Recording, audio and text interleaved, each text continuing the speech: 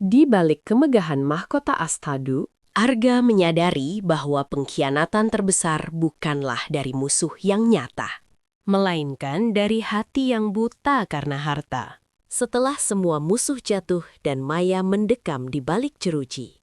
Arga justru melepas segala kemewahannya untuk kembali menjadi bayangan di lobi mall miliknya sendiri, menjaga sebuah rahasia terakhir tentang siapa sebenarnya sosok yang menyelamatkan nyawa Maya di malam penangkapannya. Apakah menurut kalian Arga terlalu kejam pada Maya? Atau justru Maya mendapatkan apa yang pantas ia terima setelah semua penghinaannya? Tulis pendapat kalian di kolom komentar ya. Dan jangan lupa sebutkan nama kota asal kalian agar kita bisa saling menyapa di kolom diskusi moral ini. Matahari siang itu memantul keras di permukaan kaca gedung megah Grand Astra. Arga, dengan seragam biru kusam yang sedikit kebesaran, mengusap keringat di dahi dengan punggung tangan yang kasar. Tangannya yang memegang wiper karet bergerak ritmis, menyapu sisa sabun di kaca lobi. Di balik seragam itu, sebuah jam tangan mekanik bernilai miliaran rupiah melingkar. Namun tertutup rapat oleh manset kain murah yang ia jahit sendiri. Langkah sepatu hak tinggi beradu dengan lantai marmer, menciptakan irama yang angkuh. Arga tidak perlu menoleh untuk tahu siapa itu. Aroma parfum vanila yang menyengat itu masih sama dengan 3 tahun lalu. Maya berdiri di sana, menenteng tas bermerek dengan tangan kiri yang melingkar di lengan seorang pria berjas necis. Reno. Maya berhenti tepat di depan Arga. Ia menurunkan kacamata hitamnya, menatap Arga dari ujung kaki hingga ujung kepala, dengan tatapan seolah sedang melihat tumpukan sampah yang lupa diangkut. Sebuah senyum sinis tersungging di bibirnya yang merah menyala. Tanpa sepatah kata pun, ia menjatuhkan gelas kopi plastiknya tepat di atas sepatu bot karet Arga yang sudah kusam. Cairan coklat lengket itu meresap ke dalam kain celana Arga. Reno tertawa kecil. Suara tawanya terdengar seperti gesekan amplas. Ia mengeluarkan dompet kulit buaya, mengambil selembar uang Rp50.000 yang sudah lecek, lalu menjatuhkannya ke lantai, tepat di genangan koki. Arga hanya diam. Jemarinya mencengkram erat gagang wiper hingga buku-buku jarinya memutih. Ia menunduk, bukan karena malu, tapi untuk menyembunyikan kilat matanya yang tajam. Ia membungkuk perlahan, mengambil uang lecek itu dengan 2 jari, sementara Maya dan Reno melangkah pergi sambil membicarakan betapa beruntungnya mereka tidak hidup di level bawah seperti itu. Arga menatap punggung mereka, lalu perlahan merogoh saku celananya, mengeluarkan sebuah earpiece kecil yang sedari tadi tersembunyi. Suasana lobi mall semakin ramai, namun bagi Arga, dunia seolah sunyi. Ia berdiri mematung menatap uang Rp50.000 di tangannya. Suara di earpiece-nya berbunyi kecil, suara berat Pak Surya, asisten setianya. Arga menarik napas panjang, menekan tombol bicara di balik kerah bajunya. Ia menginstruksikan agar semua pertemuan direksi sore ini dibatalkan secara anonim. Di sudut lain mall, di sebuah butik perhiasan mewah, Maya sedang mencoba sebuah kalung berlian. Reno berdiri di sampingnya dengan wajah yang mulai tampak gelisah. Kartu kredit yang ia serahkan baru saja ditolak oleh mesin EDC untuk ketiga kalinya. Maya merengut, wajah cantiknya berubah menjadi masam. Ia merasa dipermalukan di depan para pelayan butik yang mulai berbisik-bisik. Tiba-tiba, Arga melintas di depan butik tersebut, membawa ember dan tongkat pel. Reno yang sedang emosi melihat sasaran empuk untuk melampiaskan kekesalannya. Ia keluar dari butik dan mencegat Arga di tengah jalan. Reno menendang ember Arga hingga air sabun tumpah membasahi lantai butik yang suci dari noda. Maya keluar dengan wajah geram, menunjuk-nunjuk wajah Arga dengan jari yang gemetar. Ia memaki Arga, mengatakan bahwa keberadaan Arga di mall itu membawa sial bagi keberuntungan mereka. Arga hanya menatap noda air di lantai, lalu perlahan mendongak, menatap langsung ke mata Maya. Tatapan itu begitu dingin dan berwibawa, membuat kata-kata Maya tertahan di tenggorokan. Arga kemudian mengambil sapu tangan sutra dari saku tersembunyinya, bukan untuk membersihkan lantai, tapi untuk mengelap percikan air di sepatunya sendiri. Ia lalu berjalan melewati mereka begitu saja, meninggalkan Reno yang sedang berdebat sengit dengan manajer butik yang tiba-tiba bersikap sangat tidak ramah setelah menerima sebuah pesan singkat di tabletnya. Arga duduk di bangku taman belakang mall yang sepi. Di depannya berdiri seorang pria tua berseragam supir taksi, namun dengan postur tubuh yang sangat tegap. Itu adalah Pak Surya yang sedang menyamar. Pak Surya menyerahkan sebuah map coklat tua yang berisi data keuangan panti asuhan tempat Arga dulu dibesarkan.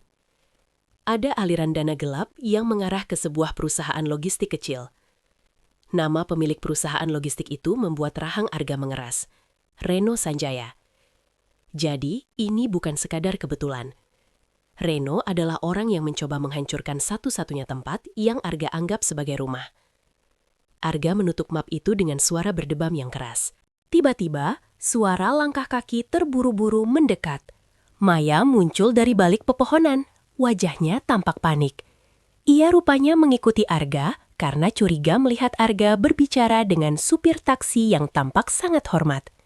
Namun, saat melihat Arga hanya memegang map kertas biasa, Maya kembali ke mode angkuhnya.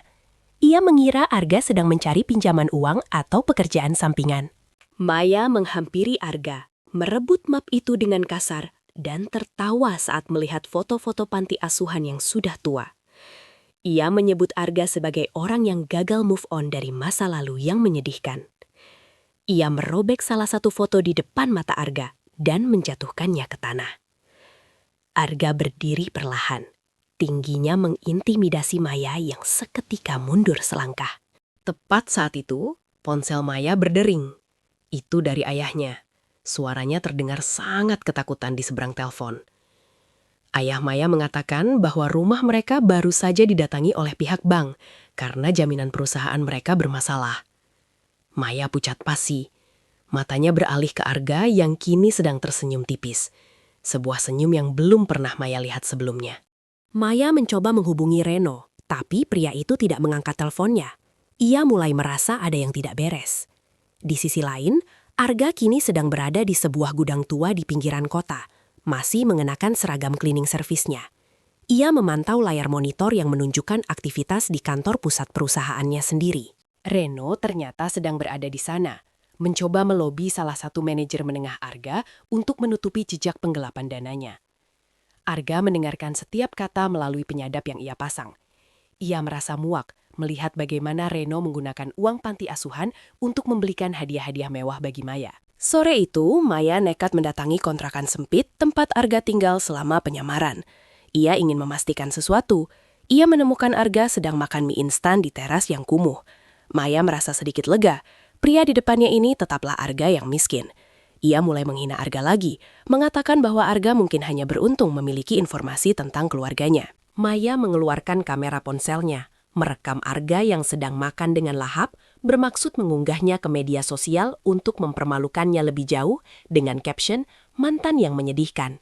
Namun, saat ia sedang asyik merekam, sebuah mobil hitam mewah berhenti di depan gerbang kontrakan yang berkarat itu. Seorang pria dengan setelan jas seharga ratusan juta turun dari mobil. Maya ternganga. Ia mengenali pria itu sebagai salah satu pengacara paling ditakuti di negara ini. Pria itu berjalan melewati Maya seolah wanita itu adalah angin lalu membungkuk hormat di depan Arga yang masih memegang sumpit mie instannya. Pengacara itu menyerahkan sebuah kotak beludru hitam kepada Arga. Di dalamnya terdapat sebuah kartu undangan fisik dengan pinggiran emas murni.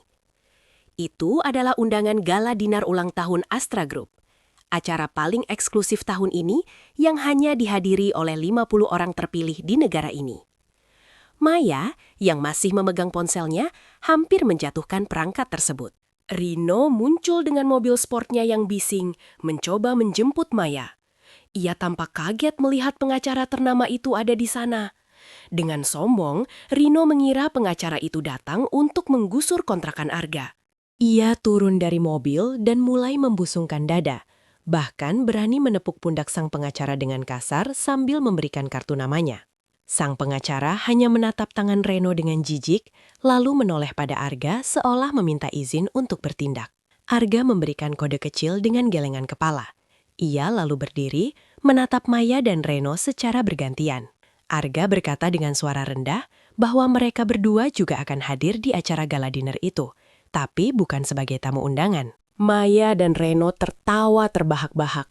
Mereka yakin bisa masuk karena koneksi ayah Reno. Mereka tidak menyadari bahwa kartu undangan yang dipegang Arga memiliki nomor seri 001. Kode untuk sang pemilik tahta tunggal. Malam itu, di depan cermin retak di kontrakannya, Arga melepas seragam birunya. Di bawah cahaya lampu yang temaram, ia menatap bekas luka kecil di bahunya. Sebuah pengingat akan perjuangan masa kecilnya. Ia mengenakan kemeja putih sutra yang telah disiapkan. Besok adalah hari di mana topeng kemiskinan itu akan dilepas.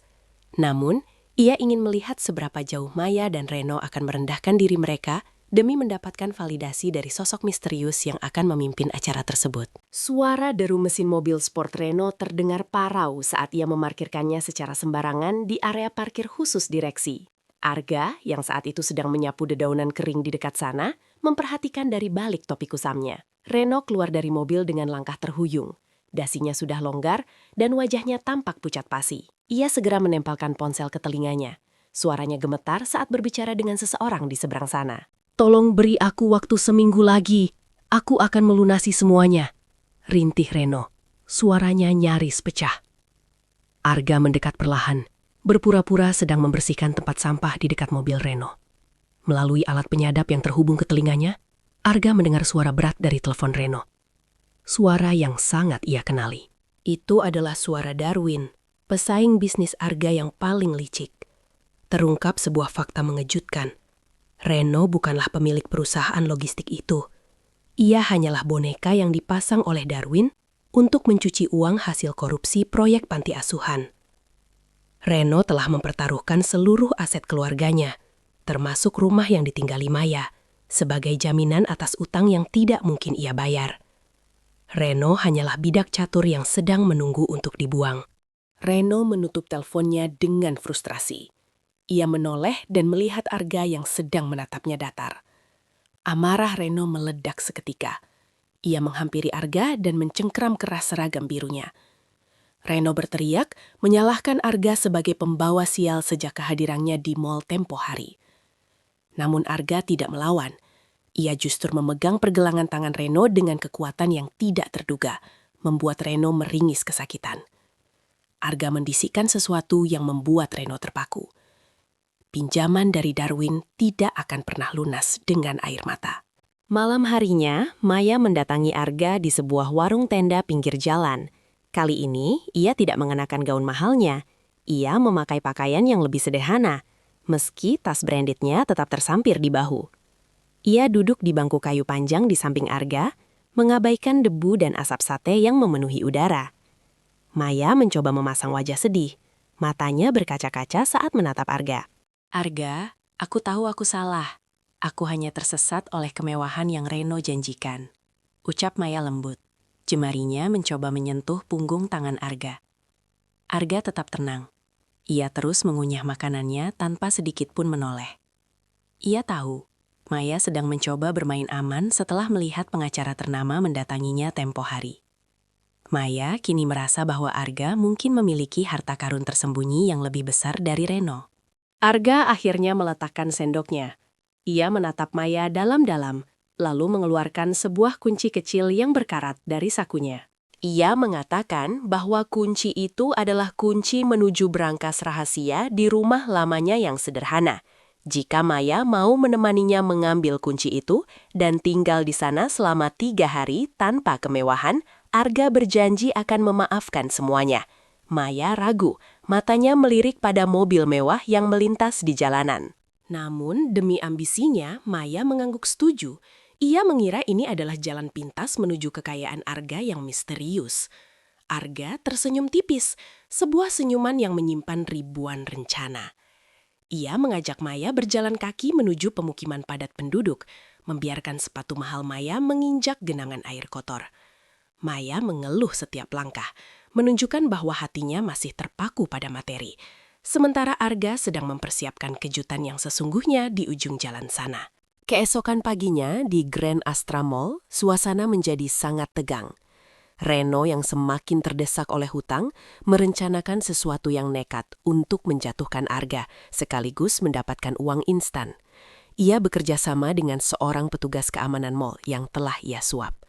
Saat Arga sedang membersihkan lantai di area lobi yang mewah, Reno berjalan melewatinya dan dengan sengaja menjatuhkan jam tangan Rolex emasnya ke dalam ember air sabun Arga.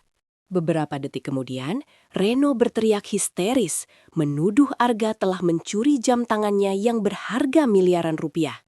Petugas keamanan segera datang dan melakukan penggeledahan paksa. Tentu saja, jam tangan itu ditemukan di dalam ember Arga. Kerumunan orang mulai berkumpul, mengambil foto dan video. Reno tersenyum puas. Ia berencana menuntut Arga dengan ganti rugi yang besar atau menjebloskannya ke penjara agar Arga tidak mengganggunya lagi. Maya berdiri di kejauhan, mengamati dengan cemas. Ia tidak tahu harus membela siapa. Di satu sisi ada Reno yang menjanjikan status. Di sisi lain ada Arga yang misterius. Arga hanya berdiri diam saat tangannya dipaksa untuk diborgol. Wajahnya tidak menunjukkan ketakutan sedikit pun. Ia menatap langsung ke arah kamera CCTV yang berada tepat di atas lobi.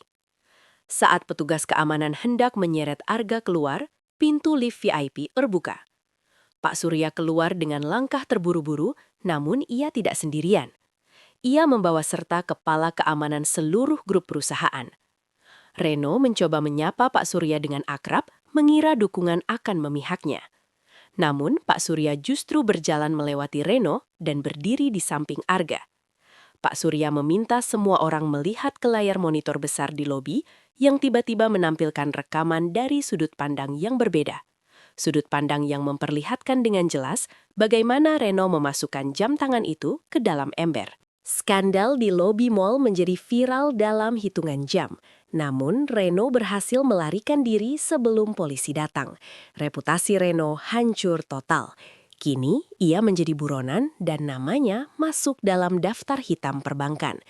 Maya yang merasa posisinya terancam mulai menjauhkan diri dari Reno. Ia kembali mencari Arga, memohon perlindungan seolah dialah korban yang paling menderita. Arga membawa Maya ke sebuah panti asuhan tua, tempat di mana ia menghabiskan masa kecilnya. Gedung itu tampak kusam dan hampir roboh. Arga mengatakan pada Maya bahwa seluruh kekayaannya telah ia sumbangkan untuk membangun kembali tempat ini. Dan kini ia benar-benar tidak memiliki apa-apa lagi. Ia ingin melihat apakah Maya masih mau bersamanya, jika ia hanya seorang pria biasa tanpa harta. Maya terdiam 1000 bahasa. Ia menatap bangunan panti yang kumuh itu dengan rasa jijik yang sulit disembunyikan. Ia merasa telah tertipu oleh asisten Arga dan pengacara tempo hari. Maya berpikir bahwa Arga mungkin hanya pernah bekerja pada orang kaya, namun kini sudah dipecat. Amarahnya memuncak. Ia memaki Arga, menyebutnya penipu yang sengaja mempermainkan perasaannya hanya untuk membalas dendam masa lalu. Maya berbalik dan pergi, meninggalkan Arga sendirian di halaman panti yang gelap. Ia tidak tahu bahwa di balik gedung tua itu, puluhan truk konstruksi dan arsitek terbaik sedang menunggu aba-aba Arga untuk mulai membangun kompleks pendidikan termegah di kota itu. Arga menatap punggung Maya yang menjauh, lalu ia berjalan masuk ke dalam panti asuhan untuk menemui Ibu Sari, kepala panti yang sudah ia anggap sebagai ibu kandungnya sendiri.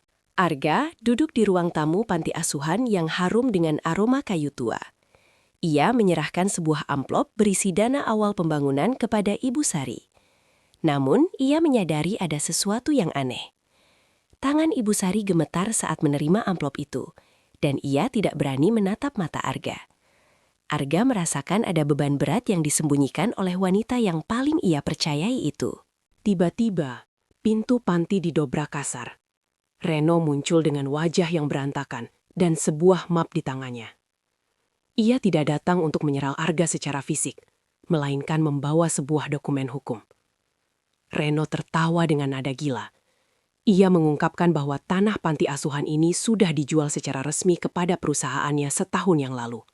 Dan orang yang menandatangani surat penjualan itu adalah Ibu Sari sendiri. Arga tertegun. Dunianya seolah runtuh. Ia menatap Ibu Sari yang kini bersimpuh di kakinya sambil menangis tersedu-sedu.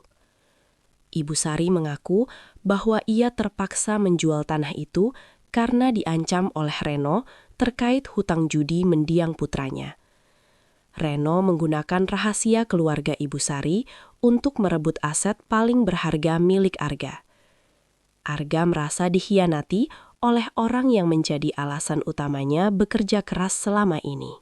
Reno kemudian menunjukkan dokumen itu ke arah kamera pengawas yang ia bawa, mengumumkan bahwa besok pagi panti asuhan ini akan diratakan dengan tanah untuk membangun gudang logistik. Arga berdiri di tengah ruangan yang mulai terasa menyesakan. Di luar, suara mesin alat berat mulai terdengar mendekat, menandakan bahwa Reno tidak main-main dengan ancamannya. Arga harus memilih, membiarkan kenangan masa kecilnya hancur atau membuka identitas aslinya lebih cepat dari yang ia rencanakan demi melawan dokumen hukum tersebut. Deru mesin alat berat itu menggetarkan kaca-kaca tua panti asuhan. Ibu Sari jatuh terduduk, tangisnya pecah memenuhi serambi. Reno berdiri di atas kap mobil sportnya dengan tangan bersedekap. Tersenyum lebar melihat moncong buldozer yang hanya berjarak 5 meter dari gerbang kayu panti. Ia memberikan isyarat tangan kepada operator mesin untuk segera menghancurkan segalanya. Arga melangkah maju tanpa hagu.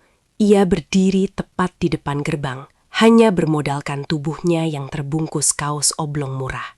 Reno tertawa terpingkal-pingkal, memaki Arga sebagai orang gila yang mencoba melawan besi dengan tulang.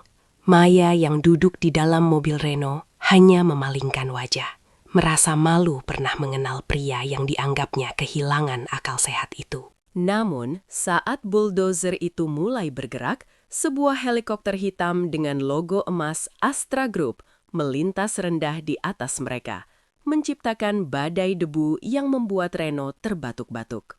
Tiba-tiba, puluhan mobil polisi dan mobil dinas pemerintah daerah mengepung lokasi tersebut. Seorang pejabat tinggi turun dengan wajah tegang, membawa dokumen bermaterai yang menyatakan bahwa seluruh area tersebut telah ditetapkan sebagai cagar budaya yang dilindungi negara per 5 menit yang lalu. Reno melompat turun dari kap mobilnya, wajahnya memerah karena amarah. Ia menunjukkan dokumen penjualannya, namun pejabat itu hanya menggeleng.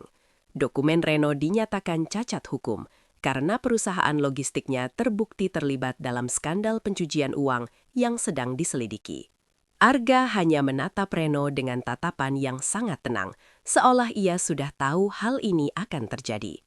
Ia berjalan mendekati Reno, memungut dokumen yang terjatuh, lalu merobeknya tepat di depan wajah pria yang mulai berkeringat dingin itu. Maya menatap nanar ke arah rumahnya yang kini ditempeli stiker penyitaan oleh bank.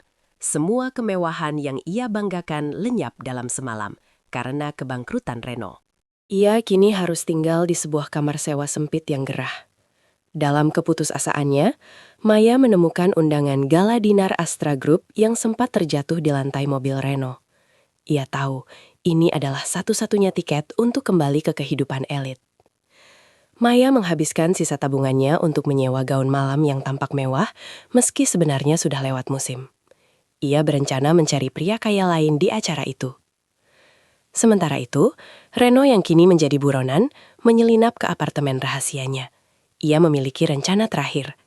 Ia akan menyamar sebagai tamu undangan untuk menemui CEO Astra Group dan mencoba menjual informasi rahasia yang ia curi dari komputer panti asuhan dulu, yang ia yakini bernilai triliunan. Arga berada di sebuah hotel bintang 5, namun bukan sebagai tamu.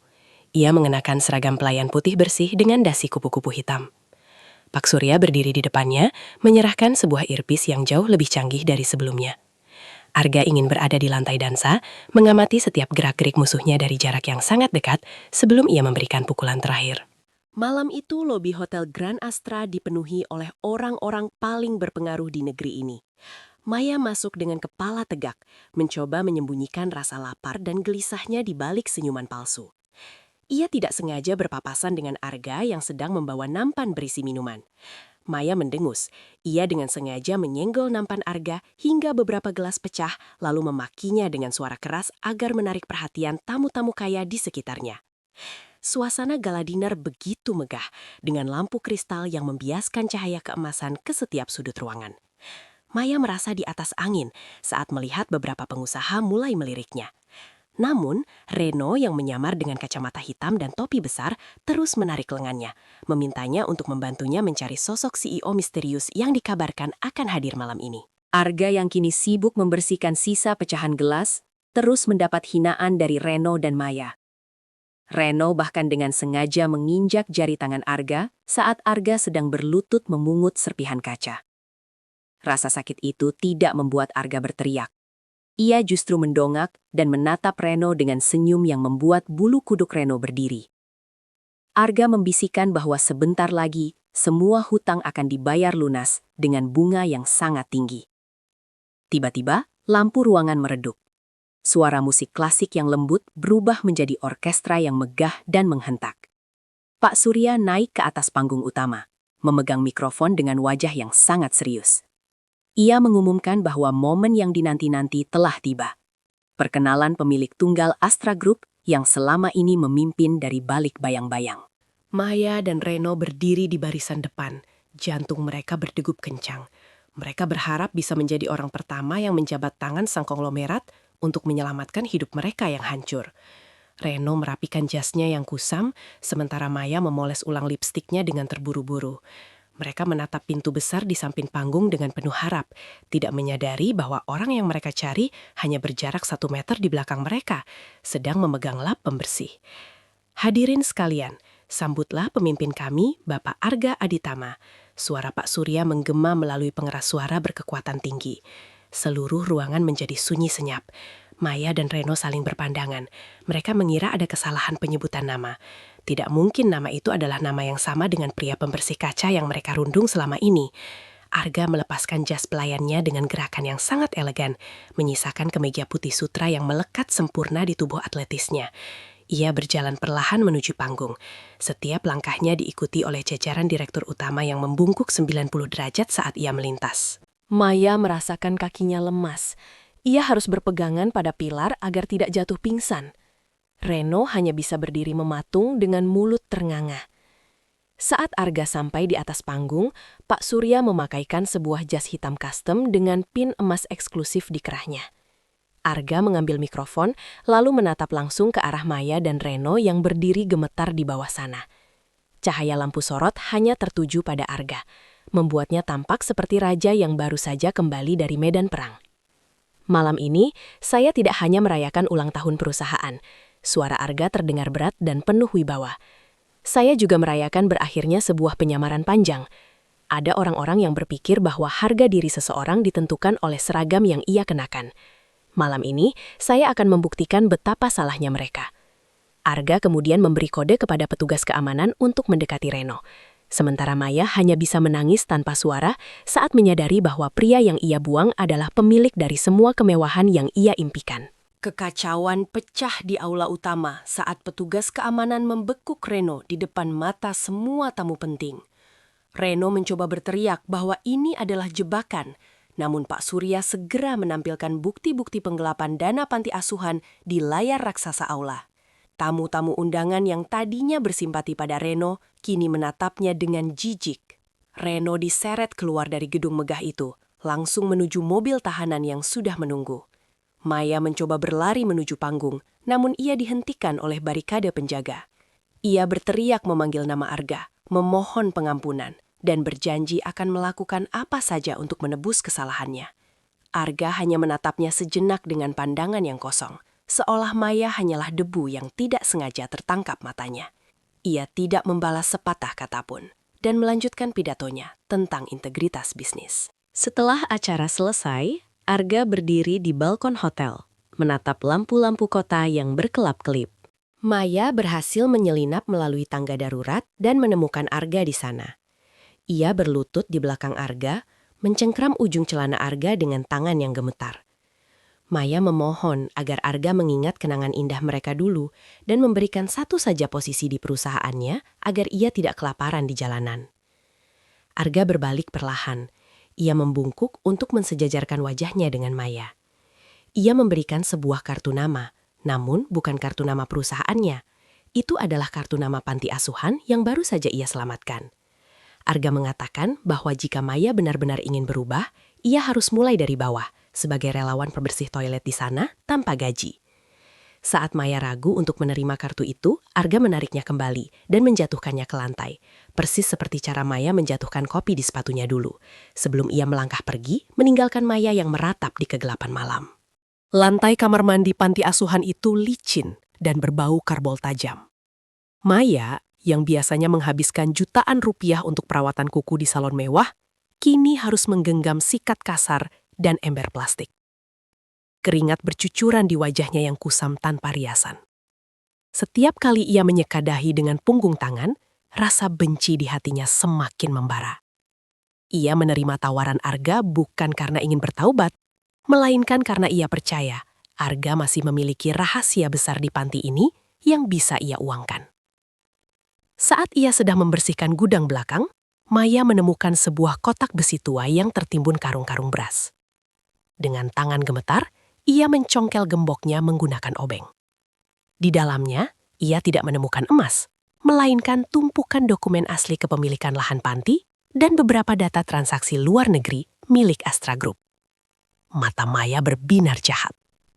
Ia segera mengambil ponselnya, memotret setiap lembar dokumen tersebut dengan terburu-buru. Tiba-tiba, sebuah bayangan muncul di ambang pintu gudang. Maya tersentak, hampir menjatuhkan ponselnya.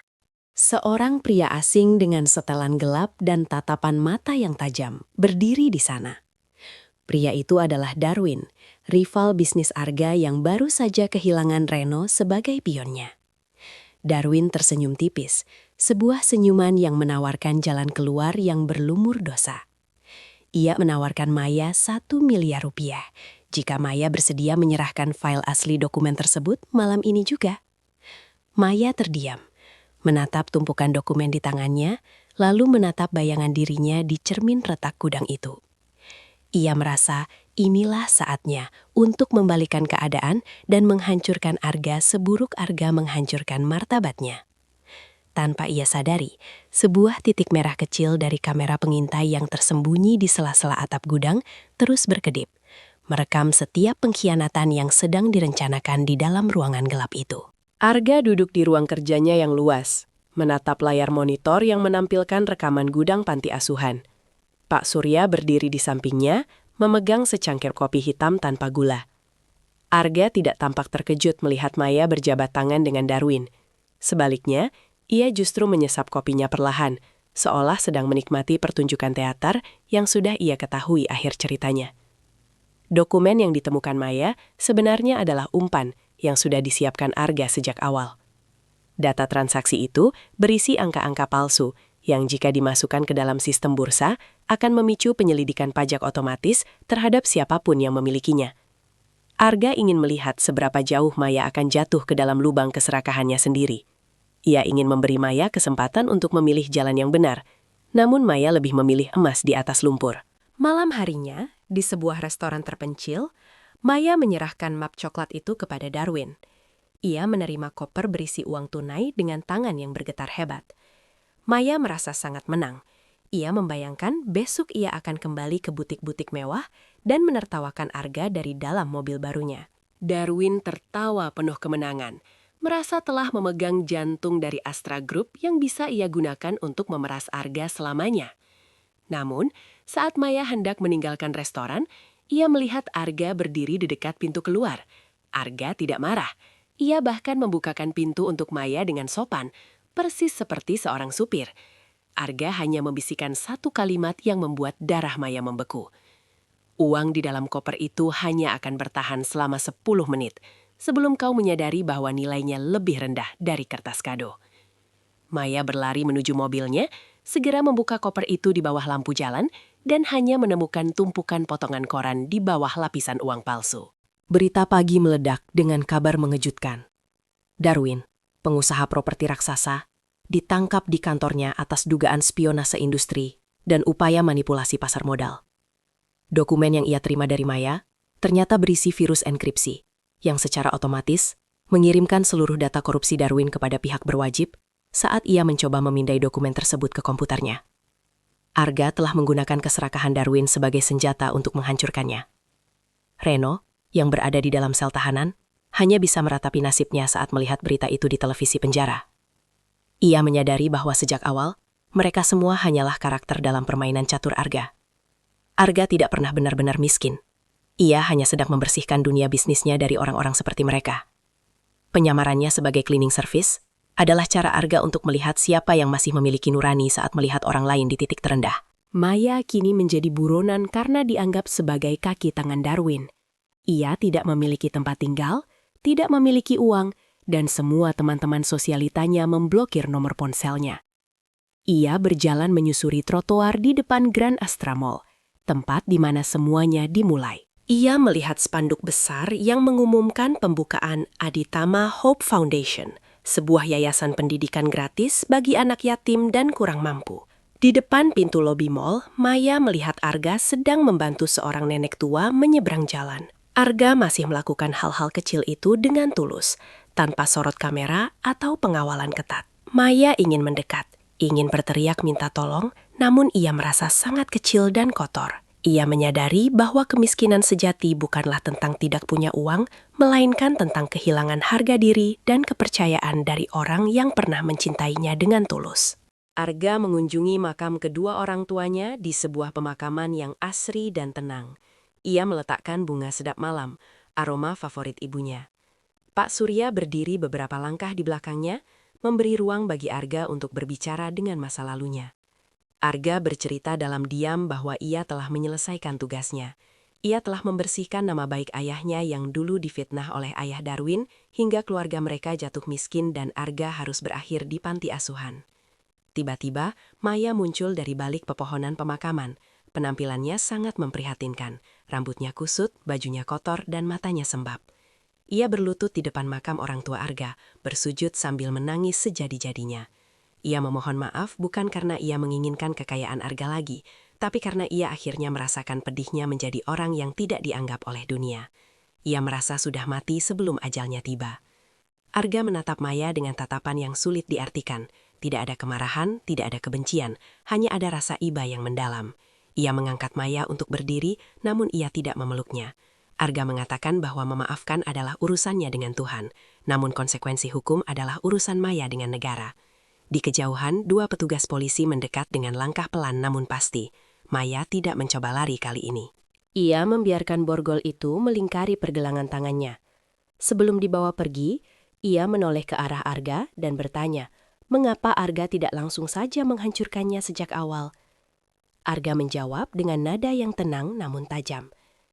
Karena aku ingin kau melihat sendiri bagaimana kau menghancurkan dirimu sendiri. Aku hanya memberimu cermin, Maya. Dan kau membencinya karena kau tidak suka dengan apa yang kau lihat di sana. 1 tahun kemudian, Grand Astra Mall tampak lebih megah dari sebelumnya. Namun, ada yang berbeda di sana. Di tengah lobi, kini terdapat sebuah monumen kecil berbentuk wiper pembersih kaca dari perunggu dengan tulisan. Setiap debu memiliki cerita. Setiap pekerjaan memiliki kehormatan. Arga telah mengubah kebijakan perusahaannya. Setiap karyawan, dari manajer hingga pembersih, mendapatkan fasilitas kesehatan dan pendidikan yang setara. Arga berjalan masuk ke mall melalui pintu karyawan. Ia tidak mengenakan jas mahal, melainkan kemeja flanel sederhana dan celana jeans. Ia menyapa setiap petugas kebersihan dengan nama mereka. Sesekali berhenti untuk membantu mereka mengelap noda yang sulit hilang di sudut lantai. Ia telah kembali menjadi Arga yang dulu, namun dengan jiwa yang jauh lebih kaya. Ia tidak lagi perlu membuktikan apapun kepada siapapun. Di sebuah sudut mall, ia melihat seorang pria muda yang sedang dimarahi oleh seorang pelanggan karena tidak sengaja menumpahkan air. Arga mendekat, mengambil kain lap dari tangan pria muda itu, dan mulai membersihkan tumpahan tersebut dengan tangannya sendiri. Pelanggan yang tadinya marah terdiam saat melihat wibawa Arga yang tidak bisa disembunyikan oleh pakaian sederhananya. Arga memberikan senyuman hangat kepada pria muda itu, sebuah senyuman yang memberikan harapan. Cerita ini berakhir bukan dengan pesta mewah, melainkan dengan Arga yang duduk di bangku taman lobi, menikmati sebungkus nasi rames bersama Pak Surya dan beberapa petugas keamanan. Ia menatap ke arah pintu masuk, di mana orang-orang dari berbagai lapisan sosial masuk dan keluar. Arga menyadari bahwa dunia adalah tentang bagaimana kita memperlakukan mereka yang tidak bisa memberikan apapun kepada kita. Ia menutup matanya sejenak, merasakan kedamaian yang sesungguhnya. Menyadari bahwa penyamaran terbesarnya bukanlah sebagai orang miskin, melainkan sebagai manusia yang tetap membumi di atas tumpukan harta.